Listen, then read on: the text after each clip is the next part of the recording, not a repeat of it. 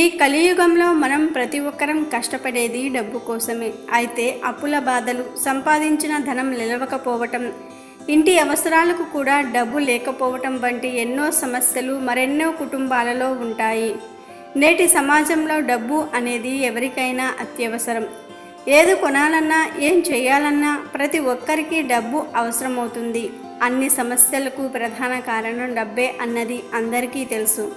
అయితే కొందరిని మాత్రం ఎప్పుడూ ఆర్థిక సమస్యలు పట్టి పీడిస్తూ ఉంటాయి.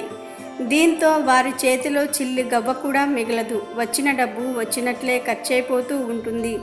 ప్రతి ఒక్కరూ తమ దగ్గర డబ్బు ఉండాలనే కోరుకుంటారు. ఆహారంతో పాటు డబ్బు కూడా చాలా అవసరం.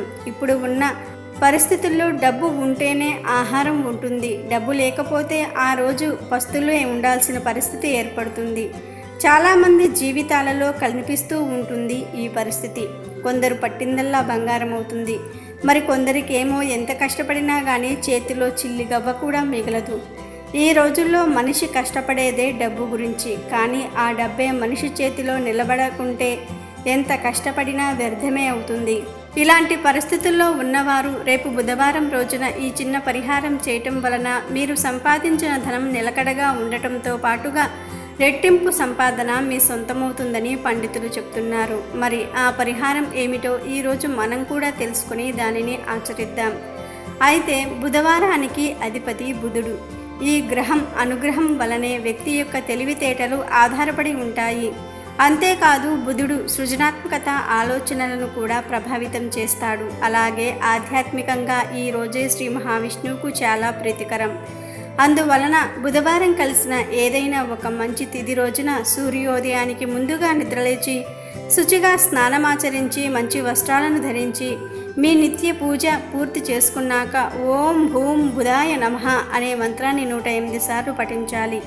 అదేవిధంగా విష్ణు సహస్రనామాలను పారాయణ చేసి దగ్గరలోని విష్ణు ఆలయానికి వెళ్ళి అర్చన చేసి పెసలతో చేసిన ఏ పదార్థమైనా సరే, చివరికి పెసరట్టు అయినా సరే స్వామివారికి నివేదనగా చేసి సమర్పించిన తర్వాత దానిని వృద్ధులకు, యాచులకు పంచిపెట్టాలి. ఇలా వరుసగా 7 బుధవారాలు చేయటం వలన మీ ఇంట్లో ధనం నిలకడగా ఉంటుందని పండితులు చెప్తున్నారు.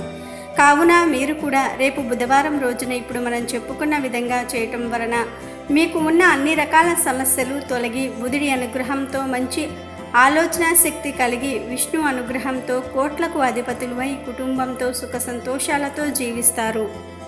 ఈ వీడియో నచ్చితే లైక్ చేయండి, షేర్ చేయండి, బట్ సబ్స్క్రైబ్ చేసుకోవడం మర్చిపోవద్దు.